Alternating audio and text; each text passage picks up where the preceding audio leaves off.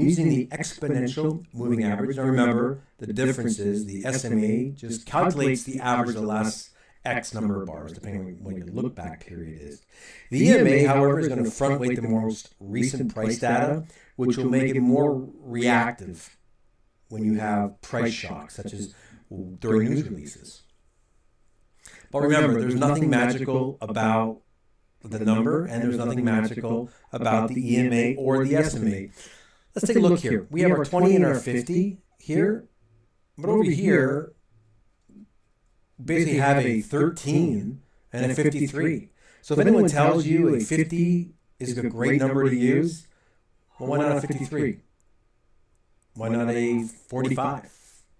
If a 20 is so great, what's wrong with an 18? You'll hear things like, well, hedge funds use them. Well, I don't know if they do or not. Who says that? That's just a myth that I think that's been put out there, and you really can't quantify that. If they all use them, who knows if they all use them? Over here, we've got SMAs. Look at the difference on the SMA and the EMA. You can see over here on this price pulls right back up into the 50 period EMA. Over here, price doesn't really come close to it. It comes halfway, roughly, to the 50 SMA. So it's going to depend on what you want from your moving average. Do you want it to be reactive, or would you rather have it gradually accept the new price? That's entirely up to you and what's going to suit your own trading. But like I said, remember, there's nothing magical about them, right? If you look at our numbers, the biggest difference is going to be a shorter look back period is going to have a very sporadic move. So you're not going to see it too much here because we're using a daily chart.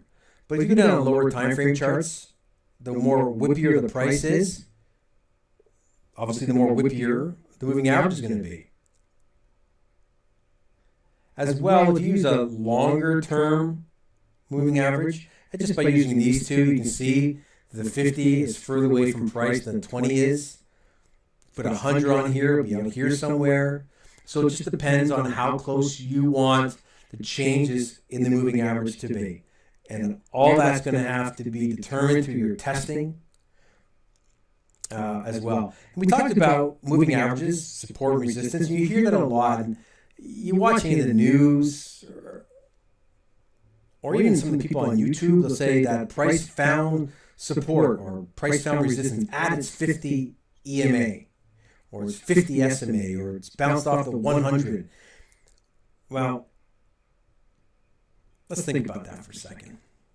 It's just an average of price. How is that anything other than just a coincidence, perhaps? And how close is close? For example, here, someone would say it bounced off the 20, but did it really bounce off the 20? No, it's miles away. Miles away. Over here, it's all over the place. What you can use that for is when price is getting close to a moving average, right? Why would it get close to a moving average? Because for some reason, price has slowed down, and it's allowed the moving average to catch up. When price is slowing down, what's happening? It's finding a balance. When price speeds up again, it's becoming out of balance, right? From balance to out of balance, back and forth. That's what we look for.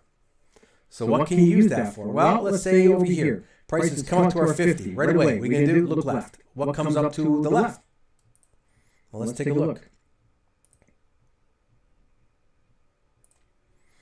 Here's our 50. Let's look over to our left. Is there any sort of price structure we could trade against? Well, look at that. Price pulled back, range broke out, comes back to test it. Also, what about this move up here? A to B, C to D, right? The complex pullbacks. Do they match? Well, let's find out. A to B move, right? If it's and there you go. Exact same measurement, symmetry pullback, right? Into what? Into market support. Sorry, in a symmetry pullback right into what? Structure resistance in the area of a 50. You could use that as your basis for trading.